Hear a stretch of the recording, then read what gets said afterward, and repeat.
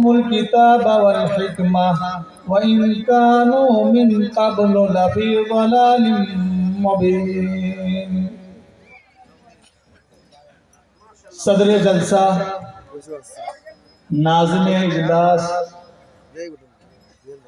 منتظمین کرام، اس جلسہ میں دامے درمے سخنے جن بھائیوں اور بہنوں نے کسی بھی طرح کا تعاون کیا ہے، اللہ تبارک تعالیٰ سے دعا ہے کہ اللہ تبارک تعالیٰ آپ تمام لوگوں کے جہود کو قبول فرمائے، اسے صدقہ جاریہ بنائے اور آپ لوگوں کو اس کا بہترین بدلہ جنت الفردوس کی شکل میں عنایت فرمائے۔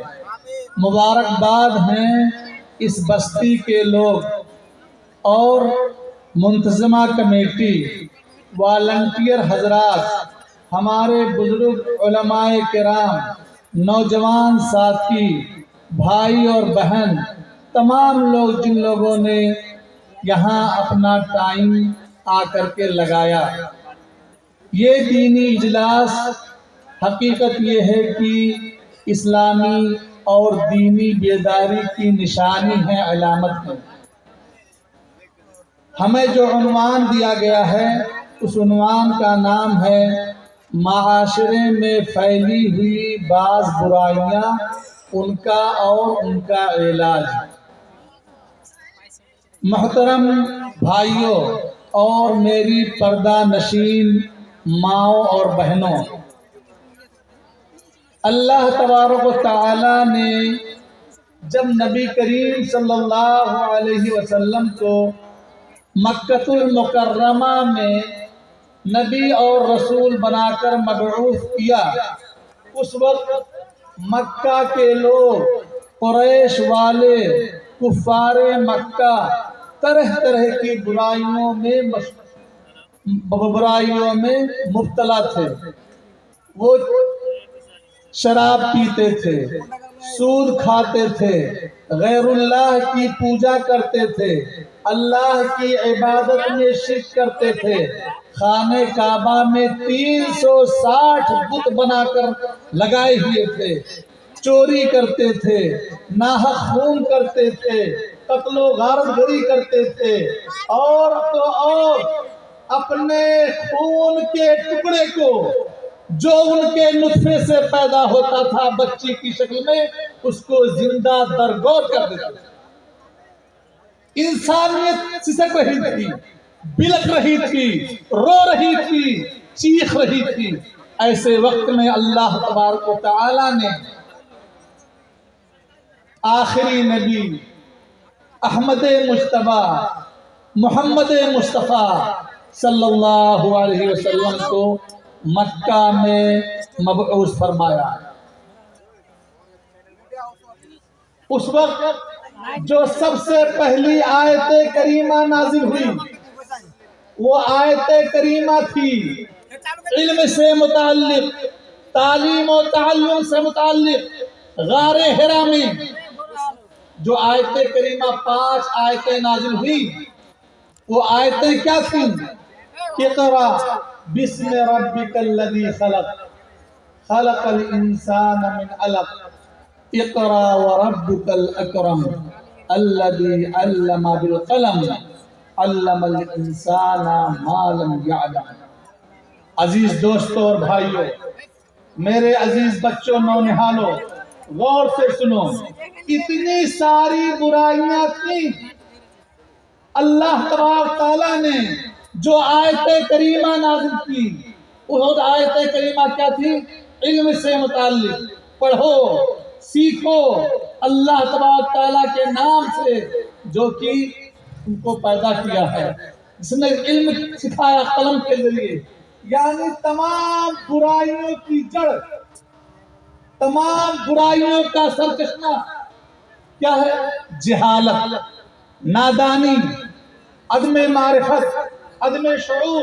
آدمی جانتا نہیں، اللہ کو نہیں جانتا، بندوں کے حقوق کو نہیں جانتا، ماں باپ کی اہمیت نہیں جانتا، بچوں کی اہمیت نہیں جانتا، پاس پڑوس کے حقوق نہیں جانتا، سماج والوں معاشرے کے حقوق نہیں جانتا، اس لیے دنیا کے تمام قسم کی برائیوں میں ملوث ہو جاتا ہے۔ تو اس معاشرے میں، ہمارے سماج میں سب سے بڑی برائی میں کہوں گا کہ جہالت ہے، نادانی ہے، عدم معرفت ہے۔ اللہ تبارک تعالیٰ کے بارے میں ہم نہیں جانتے، رسول اللہ صلی اللہ علیہ وسلم کے حقوق کو نہیں جانتے، اپنے والدین کے حقوق کو نہیں جانتے، بیوی کے حقوق کو نہیں جانتے، بچوں کے حقوق کو نہیں جانتے، پڑوسیوں کے حقوق کو نہیں جانتے، اور اپنے رشتہ داروں کے حقوق کو نہیں جانتے، اپنے سماج کے حقوق کو نہیں جانتے۔ اسی لیے ہم غلطی کرتے ہیں، اسی لیے ہم غلطی کرتے ہیں۔ اللہ تبارک تعالیٰ نے یہ آیت نازل نہیں کی کہ سود نہ کھاؤ، چوری نہ کرو، زناکاری نہ کرو، شراب نوشی مت کرو، قتل نہ حق نہ کرو۔ پہلے علم سکھایا کہ اگر بندوں کو علم ہو گیا، وہ ایک دوسرے کے حقوق کو جان گئے، اللہ کے حق کو جان لیا، بندوں کے حق کو جان لیا، اور والدین کے حق کو جان لیا، بال بچوں کے حقوق کو جان لیا، تو جان لیے کہ وہ اس کو سمجھنے میں، سمجھانے میں بڑی آسانی ہے۔ تو سب سے بڑی برائی کیا ہے؟ جہالت ہے۔ علامہ ابن قیم رحمہ اللہ، جو شیخ الاسلام علامہ ابن تیمیہ رحمہ اللہ کے بہت ہی بڑے شاگرد تلمیذ رشید ہیں، انہوں نے ایک کتاب لکھی ہے الداء والدواء، کی بیماری اور اس کی دوا، بیماری اور اس کا علاج۔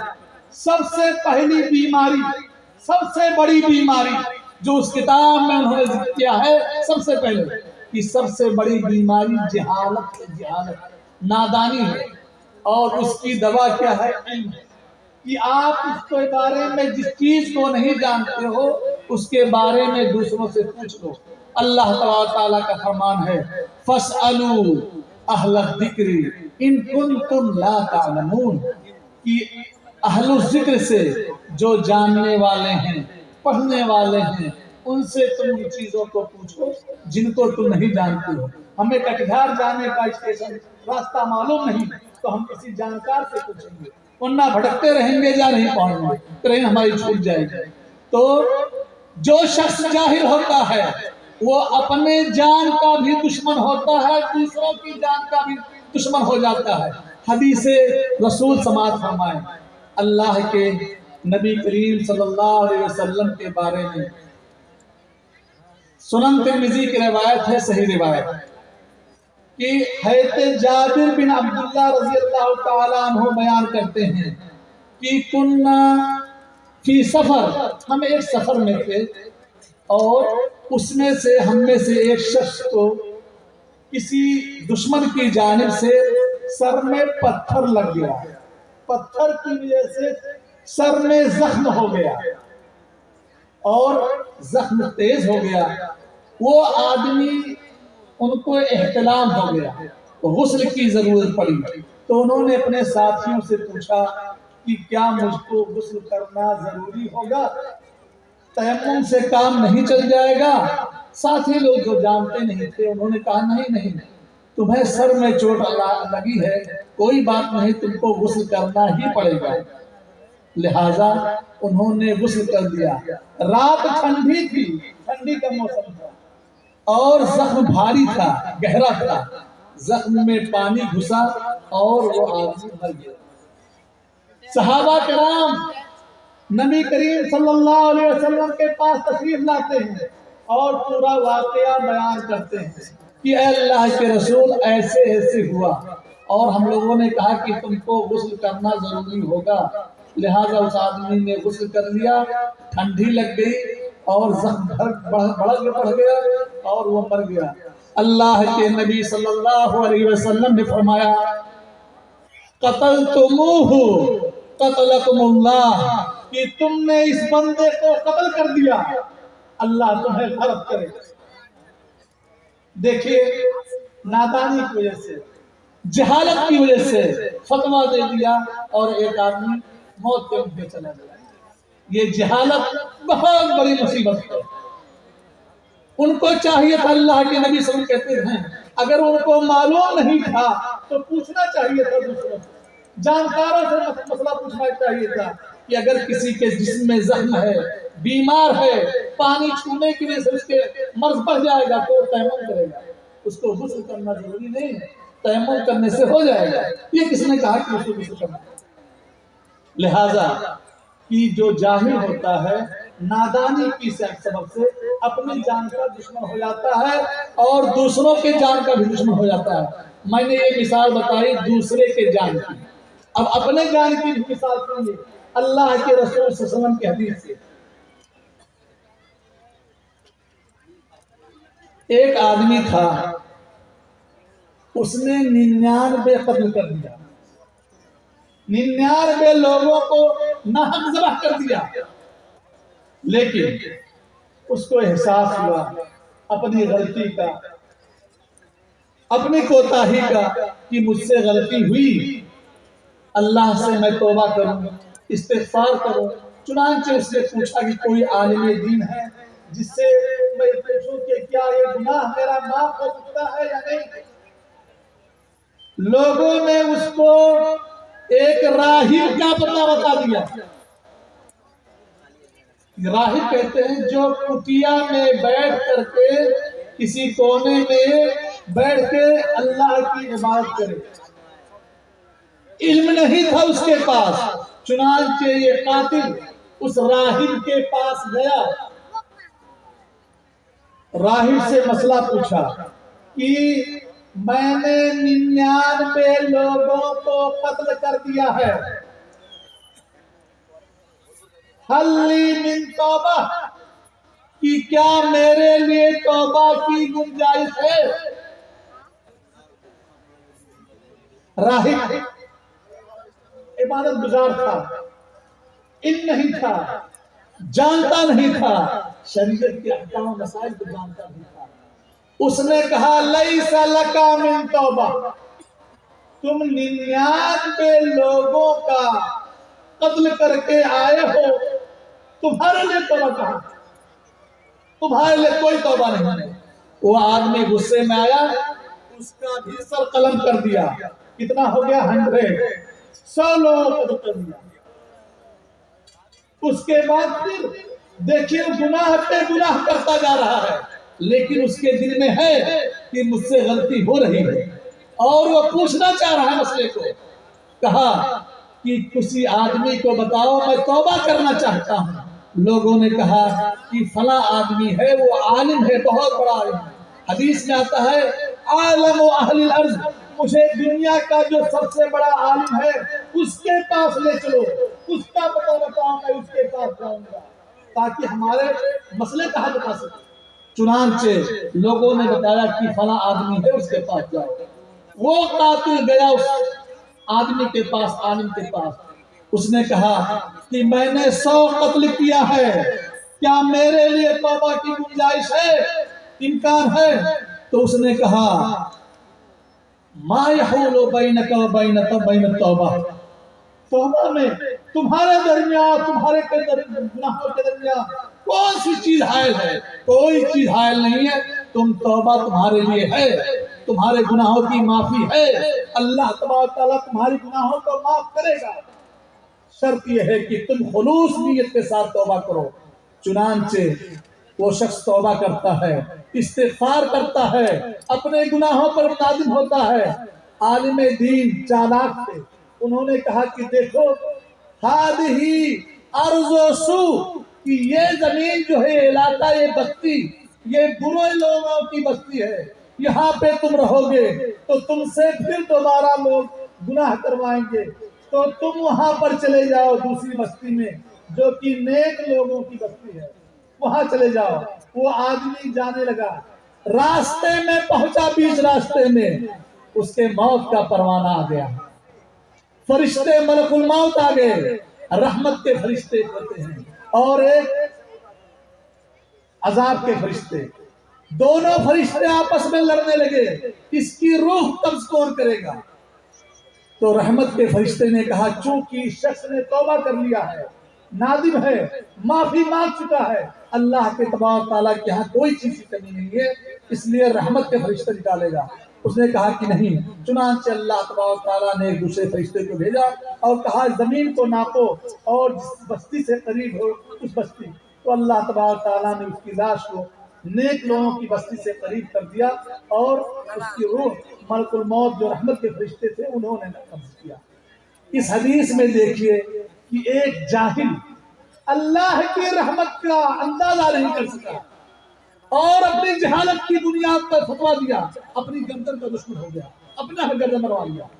تو سب سے بڑی برائی ہمارے سماج کی دوستوں اور بھائیوں یہ ہے کہ ہم اپنے بچوں کو جاہل رکھتے ہیں, اپنی بیٹیوں کو جاہل رکھتے ہیں, اپنے آپ کو جاہل رکھتے ہیں. ہم آج اس اجلاس کا مقصد میں کہتا ہوں کہ آج ہم عہد کریں, یہ سنکلپ لیں کہ ہم ایک ٹائم کھائیں گے لیکن اپنے بچوں اور بچیوں کو پڑھائیں گے. ہم ایک جوڑا پہنیں گے لیکن بچوں اور بچوں کو کوئی بھی تعلیم دیجیے. اسلام کسی بھی تعلیم سے نہیں روکتا. ہر نفع بخش علم اسلام کو مطلوب ہے. اللہ کے نبی صلی اللہ علیہ وسلم نے حضرت زید بن ثابت رضی اللہ تعالی عنہ کو حکم دیا کہ آپ عبرانی زبان سیکھیے. عبرانی زبان یہودیوں کی زبان تھی اور مسلمانوں کی زبان عربی تھی. چنانچہ حضرت زید بن ثابت رضی اللہ تعالیٰ عنہ نے 15 دن کے اندر عبرانی زبان سیکھ لیا. گویا کہ زبان سیکھنا, کوئی بھی زبان سیکھنا یہ منع نہیں ہے, کوئی بھی نفع بخش علم حاصل کرنا منع نہیں ہے. شرط یہ ہے کہ ہم مسلمان کھانے میں, فضول خرچی میں, شادی بیاہ میں, گھر کی زیبائش آرائش میں, جوتے اور کپڑے میں بہت پیسہ خرچ کرتے ہیں, اسراف کرتے ہیں, بچوں کی تعلیم پر توجہ نہیں دیتے. یہ سیمانچل کو کہتے ہیں, کٹیہار, پورنیہ, ارریہ, کشن گنج, یہ 4 اضلاع پہ مشتمل جو علاقہ ہے یہ ہندوستان کا تعلیم کے میدان میں سب سے پچھڑا علاقہ مانا جاتا ہے. اگر ہم اور آپ اب آج سے متنبہ نہ ہوئے, اپنے بچوں کو تعلیم و تربیت نہیں دی تو جان لیے سب سے بڑے مجرم ہم ہیں, مجرمیں ہیں. ہم ایک ٹائم گوشت نہ کھائیں, مہینے میں صرف ایک دن گوشت کھاؤ, ایک دن بریانی کھاؤ, روز بریانی, ہفتے میں بریانی کھانے کی ضرورت نہیں ہے. اپنے بچوں کو پڑھاؤ, پڑھائی پہ خرچ کرو, وہ بچے آپ کے لائق و فائق بنیں گے, آپ کا نام روشن کریں گے, آپ کے لیے صدقے جاریہ بنیں گے. آپ کے لیے آپ کا بچہ, آپ کی بچی وہ صدقے جاریہ بنیں گی, بینک بیلنس بنیں گی. قیامت کے دن جب آپ مر جائیں گے, آپ کے یہی بچے جو آپ کے لیے دعائیں کریں گے اٹھا کر ہاتھ, وہ آپ کے لیے ذخیرہ ہوگا, اس کا کوئی بدیل نہیں ہوگا. اور اللہ کے نبی صلی اللہ علیہ وسلم نے فرمایا, صحیح مسلم کی روایت ہے, اذا مات ابن آدم انقطع عنہ عمله الا من 3: صدقۃ جاریہ, علم ينتفع به, ولد صالح يدعو له. کہ جب بندہ مر جاتا ہے تو اس کے تمام اعمال کا سلسلہ منقطع ہو جاتا ہے, مگر 3 چیزیں ایسی ہیں کہ جن کے کرنے کا ثواب بعد میں ہی ملتا رہتا ہے. ایک ہے صدقہ جاریہ. صدقہ جاریہ کا مطلب ہے کہ آپ نل لگوا دیجئے, کنواں لگوا دیجئے, مسجد بنوا دیجئے, یہ مسجد کا کام کے لیے ہو رہا ہے, آپ دل کھول کے چندہ دیجئے, یہ آپ کے لیے صدقہ جاریہ ہوگا. اور علم ينتفع به, آپ نے کوئی مدرسہ کھول دیا, کوئی کالج کھول دیا, کوئی ٹیکنیکل سینٹر کھول دیا جس سے بچے فائدہ اٹھا رہے ہیں. تیسری چیز جو سب سے اہم ہے, ولد صالح يدعو له, نیک اولاد جو آپ کے لیے آپ کے مرنے کے بعد دعائیں کرے, وہ دعائیں آپ کو فائدہ پہنچائیں گی. لیکن ہم ہیں اور آپ کہ دنیا کو سوچتے ہیں, آخرت کو اور دیر پا زندگی کو نہیں سوچتے ہیں.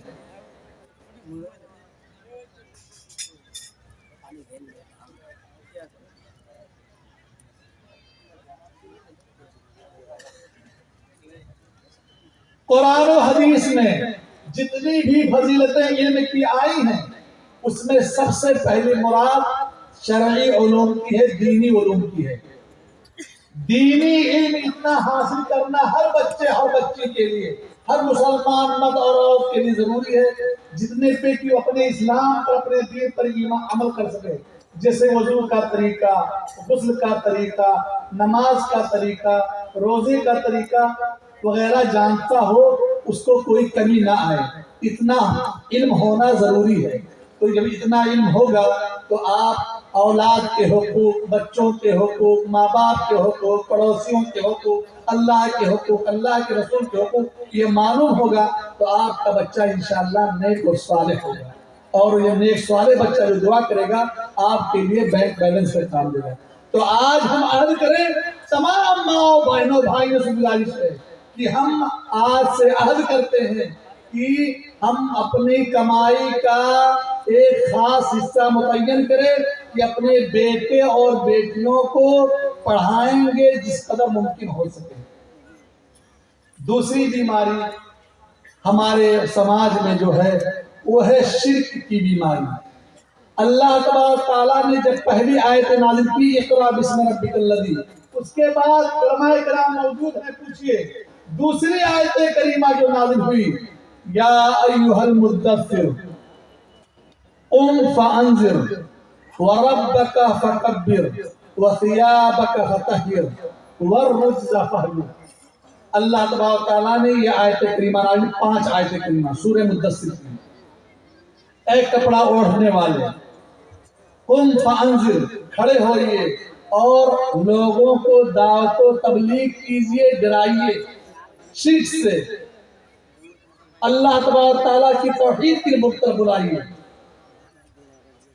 وَرَبَّكَ فَكَبِّرْ اپنے رب ہی کی تکبیر کیجئے، انہی کی بات کیجئے، وَثِيَابَكَ فَطَهِّرْ اپنے کپڑوں کو پاک صاف رکھیے، وَالرُّجْزَ فَاهْجُرْ اور گناہ کے کاموں کو، شرک کو، بت پرستی کو چھوڑ دیجئے۔ دیکھیں یہاں پر دوسری آیت جب نازل ہوئی تب بت پرستی کا چھوڑنے کا حکم آیا۔ پہلے جہالت کو دور کرو، پھر شرک کو دور کرو، شرک نہیں۔ اس روئے زمین پر سب سے بڑا گناہ، سب سے بڑی معصیت اللہ تبارک تعالیٰ کے ساتھ شرک ہے۔ اس اللہ نے آپ کو پیدا کیا، ہم کو پیدا کیا، ہمارے کھانے پینے رہنے اٹھنے بیٹھنے سانس لینے سب چیز کا انتظام اللہ نے کیا، اور اس کے باوجود ہم اس کی عبودیت میں کسی دوسرے کو شریک کریں، یہ اللہ کو منظور نہیں ہے، یہ اللہ کو منظور نہیں ہے۔ اللہ تعالیٰ فرماتا ہے وَمَا خَلَقْتُ الْجِنَّ وَالْإِنسَ إِلَّا لِيَعْبُدُونَ کہ ہم نے جنوں اور انسانوں کو صرف اور صرف اپنی عبادت کے لیے پیدا کیا۔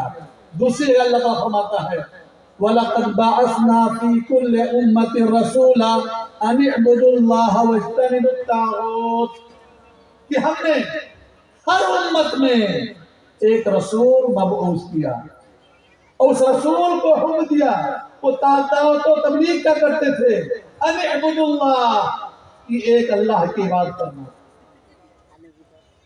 واجتنبوا الطاغوت غیر اللہ کی عبادت سے بچنا۔ جو شخص توحید پر قائم رہا، شرک سے بچتا رہا، یہ اعلان میں کرتا ہوں اللہ تبارک تعالیٰ اسے ضرور جنت میں داخل کرے گا،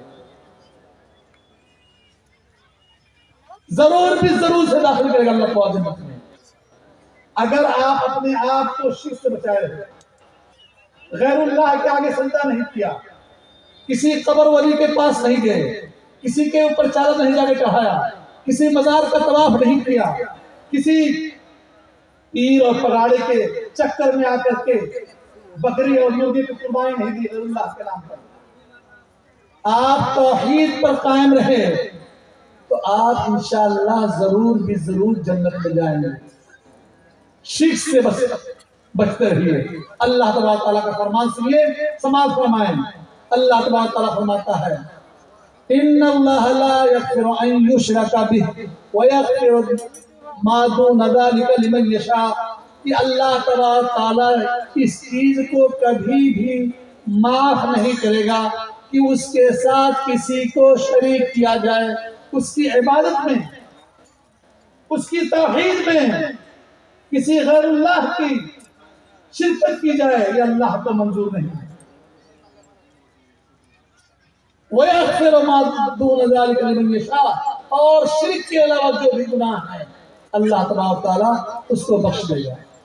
دوسری جگہ اللہ تعالیٰ ارشاد فرماتا ہے إِنَّهُ مَن يُشْرِكْ بِاللَّهِ فَقَدْ حَرَّمَ اللَّهُ عَلَيْهِ الْجَنَّةَ وَمَأْوَاهُ النَّارُ، جو شخص اللہ کے ساتھ شرک کرتا ہے یا جو شخص اللہ تعالیٰ کے ساتھ شرک کرتے ہوئے مرا تو اس کے اللہ تبارک تعالیٰ اس کا ٹھکانہ جہنم ہے اور جنت اس کے لیے حرام ہے۔ تو میرے بھائی اور دوستو، عہد کرو کہ ہم شرک کبھی نہیں کریں گے، اللہ کی عبادت میں غیر اللہ کو شریک نہیں کریں گے،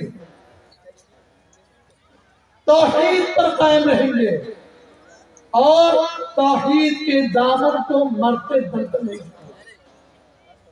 اگر آپ نے توحید کی رسی کو مضبوطی سے پکڑ لیا اور شرک سے بچتے رہے تو آپ جان لیجئے کہ دنیا آخر دونوں میں کامیاب ہے، لیکن شرک کی آلائش میں مرے تو آپ کا ٹھکانہ جہنم ہے۔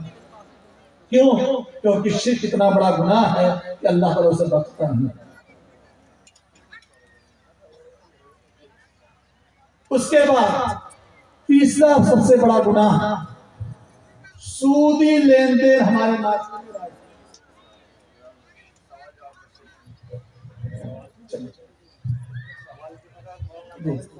ٹھیک ہے، آپ لوگ سوال جواب کرنا السلام چاہتے ہیں؟ علیکم ورحمۃ اللہ وبرکاتہ۔ شیخ محترم سے سوال ہے، چونکہ سودی کا لفظ جب استعمال کیے تو سوال اسی سے متعلق ہے۔ نیٹ ورک مارکیٹنگ کرنا کیسا، مثلاً کرپٹو کرنسی، بٹ کوائن اور میگا کوائن وغیرہ جو آج رائج ہے، اس کے ذریعے سے خرید و فروخت کیے جاتے ہیں، تو یہ کیسا ہے؟ دیکھیے، جو انہوں نے کہا کہ نیٹ ورک مارکیٹنگ اور دیگر جو نئے ویب سائٹس اور ذرائع آئے ہیں اس کے بارے میں کرپٹو مارکیٹنگ، دیکھیے یہ سب مجہول چیز ہے۔ مجہول، اگر چیزیں مجہول ہیں کہ مال کیا ہوگا، دام کیا ہوگا، نوعیت کیا ہے، مالک کون ہے، تو وہ ناجائز ہے۔ اللہ کے نبی صلی اللہ علیہ وسلم نے فرمایا لا تبع ما لیس عندک، اس چیز کو نہ بیچو جو تمہارے پاس نہیں ہے۔ تو جو چیز آپ کے پاس نہیں ہو اس کو بیچنا، تو اس میں مسئلہ یہ ہے کہ لوگ آن لائن رہتے ہیں، پتہ نہیں رہتا ہے کہ اس کے پاس یہ مال بناتا ہے کہ نہیں بناتا ہے، بیچ میں دلال ہے یا بیچ میں کیا ہے، کیفیت نہیں معلوم رہتی ہے، مال معلوم نہیں رہتا ہے۔ اس لیے علماء کرام کہتے ہیں کہ اگر مال معلوم ہے، شروط معلوم ہے، چیزیں معلوم ہیں کہ حلال ہے یا حرام، یعنی وہ کمپنی کیا حرام چیز کا دھندا کرتی ہے، شراب بیچتی ہے، سودی کاروبار کرتی ہے، یا کس چیز کی غیر ناجائز چیزوں کا کاروبار کرتی ہے، سور کا گوشت آج کل بہت زیادہ عام ہو چکا ہے، اس کے بہت ساری چیزیں، تو اس کو کہتے ہیں کہ جو ہمیں معلوم نہیں ہے کہ حلال کام کر رہے ہیں حرام، تو اس لیے کہتے ہیں اس سے بچنا ہے۔ اگر حلال چیزیں ہیں تو جزاک اللہ۔ چونکہ یہ میسر کی شکل بھی ہے اس لیے حرام ہے۔ ایک سوال ہے، نو مولود کے کان میں آدم کی جو حدیث ہے وہ صحیح ہے یا ضعیف ہے؟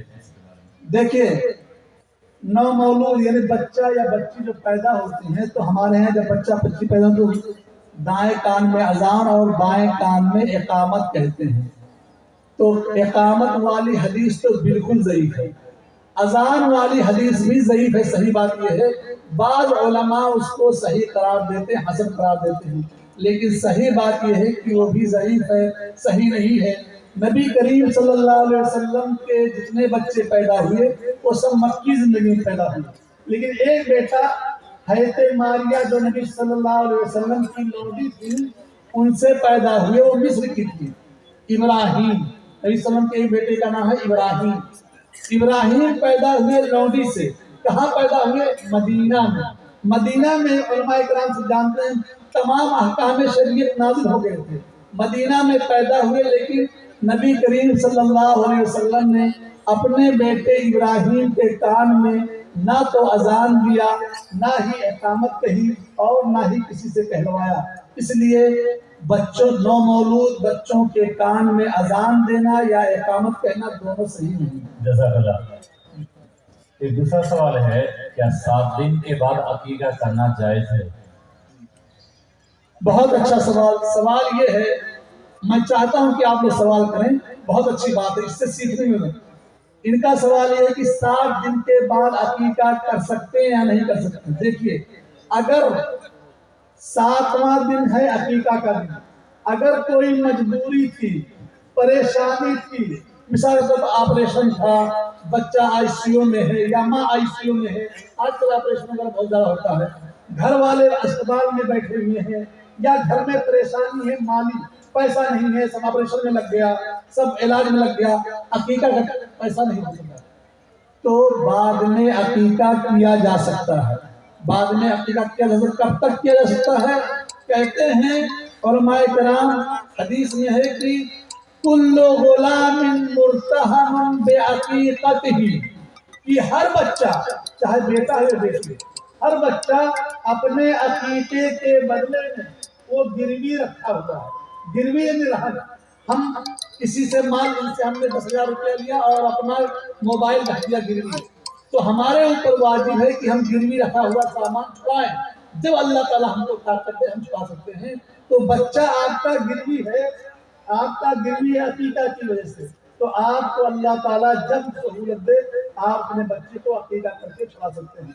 हत्ता कि अगर बच्चा वालिदैन के ऊपर, माँ बाप के ऊपर, अगर वालिदैन नहीं कर सके, यानी उनकी जिंदगी में परेशानी ही परेशानी रही, गरीबी ही गरीबी रही, तो बच्चा कर सकता। उसकी दलील ये है कि है नबी करीम सल्लल्लाहु अलैहि वसल्लम आखिरी वक्त में, वफात से पहले, आपने 30 सा जो एक यहूदी से रहन कर लिए हुए थे, और उसी में आपकी वफात होगी, और जिले रखे हुए थे रहन किसके पास? यहूदी के पास। हज़रत अबू बकर रज़ियल्लाहु ताला अन्हु खलीफा बने, तो उन्होंने जिले करवाया पैसा दे, तो बच्चा भी अपने वालिद की तरफ से कर सकता है, अकीका हो सकता है। जज़ाकल्लाह। अच्छा, इसी में एक सवाल है, अकीका में बकरी शर्त है, लेकिन बाद लोग गाय ऊँट में शरीक होते हैं, क्या जायज है? नहीं, अकीका में है कि अनिल जारियत शातुन अनिल गुलामा में शातान, कि लड़की की तरफ से 1 बकरी और लड़के की तरफ से 2 बकरी, गोया कि 1 सर और 2 सर। सर होना चाहिए, एक बड़े जानवर में से ऊंट में नहीं कर सकते, क्योंकि सर चाहिए शातान, और उसमें, क्योंकि ये इबादत है, इबादत में किताबों सुन्नत से दलील चाहिए। नबी करीम सल्लल्लाहु अलैहि वसल्लम और सहाबे किराम ने ऊंट की कुर्बानी में 7 लोग और दूसरे जानवर में 7 लोग शरीक हुए हैं, लेकिन अकीका में शिरकत साबित नहीं है। इसलिए अकीका में बकरा ही या बकरी हो, और वो लड़के की तरफ से 2, लड़की की तरफ से 1। हाँ, दावत करना है तो 3-4 कर सकते हैं, लेकिन 2 अकीका होगा, बाकी गोश्त के लिए होगा। यहाँ हमारे यहाँ राइट है, लड़की का रिश्ता लेके जाते हैं या लड़के का, तो उसमें 10,000 20,000 डिमांड करते हैं, तभी हम रिश्ता लगाएंगे। तो इस तरह दलाली में ये पेशा कहा जाता है, तो क्या जायज है? लेकिन लड़के और लड़की के पेशे के ताल्लुक से बहुत अच्छा सवाल। पहली बात तो ये समझिए कि ये लड़के और लड़की में रिश्ते के लिए दोनों तरफ से होना चाहिए, यानी लड़के वाले पैगाम दें, लड़की वाले भी पैगाम दें, दोनों हदीसों में साबित है। अल्लाह के नबी सल्लल्लाहु अलैहि वसल्लम के ज़माने में लड़के वाले लड़की के घर पैगाम देते थे, और हज़रत उमर रज़ियल्लाहु ताला अन्हु ने अपनी बेटी हफ्सा रज़ियल्लाहु ताला अन्हा का निकाह के लिए हज़रत अबूबकर से कहा, हज़रत उस्मान से कहा, और नबी सल्लल्लाहु अलैहि वसल्लम ने शादी की। तो कहते हैं कि लड़का वाले और लड़की वाले दोनों की तरफ से रिश्ता आ जा सकता है, कोई मसला नहीं है। रहा जहाँ तक दलाली का मसला कि 10,000 रुपया लेंगे या 10,000 रुपया देंगे वगैरह, शर्त लगाना कि رشتہ پکا ہو یا پکا نہ ہو کیا کہتے ہیں؟ پکا کرنے کے لیے کیسے کیا کہتے ہیں؟ اچھا میڈیٹر، دلال جو پیسہ لیتا ہے، تو دیکھیں دلالی کے بارے میں پہلے آپ لوگ جان لیجئے، کہوں گا تو حضرت آپ لوگ تعجب بولے، تعجب نہیں ہونا چاہیے. چلیے، دلالی پیسہ لینا اگر وہ غش نہیں کرتا ہے، جھوٹ نہیں بولتا ہے، امانت و دیانت کے ساتھ کرتا ہے، تو اپنا محنتانہ لے سکتا ہے. محنتانہ، دلالی نہیں، محنتانہ. کیونکہ آج کل دنیا بڑی مشغول ہو گئی ہے. میں مالدار ہوں، لکھپتی ہوں، شیخ مالدار ہیں، ان کے روزانہ کا کمائی 10 لاکھ ہے، ان کے پاس ٹائم نہیں ہے، یہ گھر نہیں خرید سکتے ہیں، یہ زمین نہیں، تو کسی دلال کو ڈھونڈتے ہائر کرتے ہیں کہ ہمارے لیے کوئی مناسب گھر خرید دو، ہمارے لیے کوئی زمین خرید دو، ہمارے لیے رشتہ تلاش کر دو. وہ بیچارہ دوڑتا ہے، گھومتا ہے. تو کہتے ہیں کہ دلال کے لیے ضروری ہے. حضرت عبداللہ بن عباس رضی اللہ عنہ قول ہے، صحیح بخاری کا کتاب البیوع میں آپ پڑھیے کہ دلالی مشکل نہیں ہے، لیکن دھوکہ نہیں ہونا چاہیے، جھوٹ نہ ہو، فراڈ نہ ہو، اور باتوں کو چھپانا نہ ہو، اور اس کو اس کام کا تجربہ ہونا چاہیے، تجربہ کہ رشتہ کرنے کا. یہ دلالی کی رقم لینا اور دینا جو ہے یہ نہ کرنا افضل ہے. لیکن اگر وہ شخص مجبور ہے، اس کے پاس کوئی دوسرا کام نہیں ہے، یعنی اس کے آمدنی کا کوئی ذریعہ نہیں ہے، تو لے سکتا ہے. لیکن بہتر اور افضل یہ ہے کہ رشتہ کرانے کے لیے اللہ تعالیٰ انما نطعمکم لوجہ اللہ لا نريد منکم جزاء ولا شکورا، کہ ہم اللہ کے لیے کھلاتے پلاتے ہیں، اللہ کے لیے یہ رشتہ کراتے ہیں، اللہ کے لیے رشتہ کراتے ہیں، اور ہم سب کو کوئی جزا سزا نہیں چاہیے. پیسہ لینے دینے لگتے ہیں تو اس میں جھوٹ بولنے لگتے ہیں کہ کسی نہ کسی حساب سے شادی کرا ہی دو، کسی نہ کسی حساب سے رشتے کو پکا کرا ہی دو. تو اس میں جھوٹ بولتے ہیں، عیوب کو چھپاتے ہیں. یہاں پر دھوکہ ہے، دھوکہ حرام ہے. اللہ کے نبی صلی اللہ علیہ وسلم فرمایا من غشنا فلیس منا. جزاکم اللہ خیر. یہ دو آخری سوال ہے کہ مسجد مدرسے کی تعمیر و ترقی کے لیے ہماری بہار بنگال جھارکھنڈ میں اسی طرح کا جلسہ کرتے ہیں، اور جلسے میں لوگ چندہ لا کے دیتے ہیں. یہ آپ کی یو پی میں یہ سب میں رواج نہیں ہے، تو اس کے لیے تقریب کے لیے مولانا بلانا پڑتا ہے اکثر یو پی. تو کسی کو 90,000 فیس ہے فیس، کسی کا 1,10,000، کسی کا 40,000. تو کیا اس طرح فیس لینا کتاب و سنت کی روشنی میں صحیح ہے؟ پہلے ہی کھاتا میں 90,000 ڈلوا لیتے ہیں، اگر کم ہو 1,000 تو کہتے ہیں کہ ڈیٹ فکس نہیں ہوا، سب کے گڑبڑ بھی ہوتا ہے. دیکھیں پہلی بات، دینی تعلیم و تربیت یا دینی کام پر پیسہ نہیں لینا چاہیے.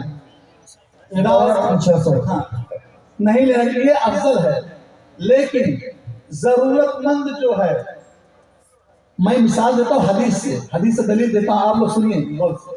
لیکن اگر ضرورت مند ہے، اس کے پاس کمائی کا کوئی ذریعہ نہیں ہے، اور اس کا گزارا اسی پر ہوتا ہے، اپنے آپ کو وہ دینی تعلیم کے لیے یا دعوت و تبلیغ کے لیے وقف کی ہوئی ہے، تو وہ لے سکتا ہے. اس کی دلیل میں بتاتا ہوں.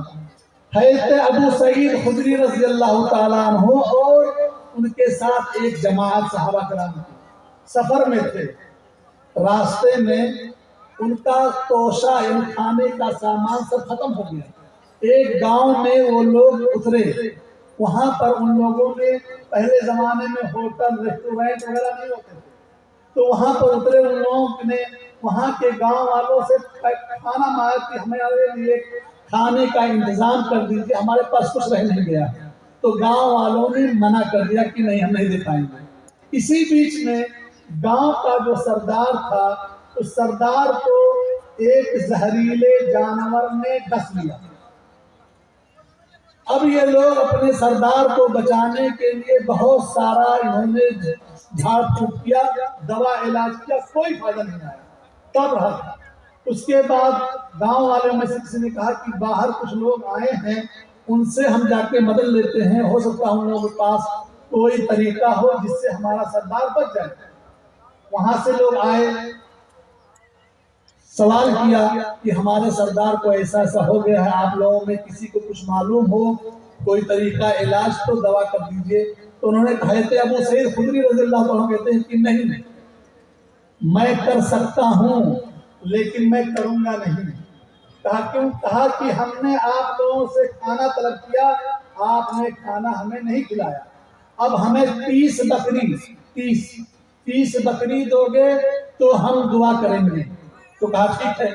جا کر کے انہوں نے سورہ فاتحہ، دیکھیں سورہ فاتحہ کا آپ نے معلوم ہے، سمجھے سورہ فاتحہ کا ایک نام ہے شفا، سورہ فاتحہ کا نام ہے شافیہ، شفا دینے والی، کافیہ کفایت کرنے والی، بہت، تو سورہ فاتحہ میں شفا یابی ہے۔ تو انہوں نے سورہ فاتحہ پڑھ کر پھونک دیا اور وہ سردار بالکل اچھا ہو گیا، ذرہ برابر میرے کو کچھ نہیں۔ تو 30 بکری اس سے لیے۔ اچھا صحابہ کرام کہنے لگے کہ قرآن پڑھ کر کے آپ نے دم کیا ہے سورہ فاتحہ، ہمارے لیے حلال ہے کہ حرام ہے ہم نہیں جانتے ہیں، ہم نہیں کھائیں گے، لیں گے نہیں۔ یہاں تک کہ نبی صلی اللہ علیہ وسلم سے پوچھ لیے، چنانچہ نبی صلی اللہ علیہ وسلم کے پاس لے کر گئے تو نبی صلی اللہ علیہ وسلم نے کہا کہ ہاں جائز ہے، لاؤ میرا بھی حصہ لگاؤ۔ تو کہتے ہیں اگر ضرورت مند ہیں علماء کرام، خطبہ اعظام، دعات یا مسجد کی تعمیر کے لیے ایسے مانگتے ہیں تو کوئی نہیں دیتا ہے، جلسے کے نام پر ہم ہی لوگ اکٹھا ہوتے ہیں، ہم ہی لوگ دیتے ہیں، کوئی بات نہیں، جائز ہے، کوئی اشکال کی بات نہیں، ضرورت مند۔ جزاکم اللہ خیر الجزا۔ جی ختم کیا جائے کیونکہ ہمارے پاس 2-3 مقرر اور ایک سوال ان کا ہے، بس قسط پر خرید و فروخت کرنا بہت زیادہ یہ سوال کیا جاتا ہے، قسط پر۔ جیسے یہ موبائل ہے، اگر ہم کیش میں لیں گے تو 10,000 اور 6 مہینے ادھار لیں گے تو 10,600، ٹھیک ہے؟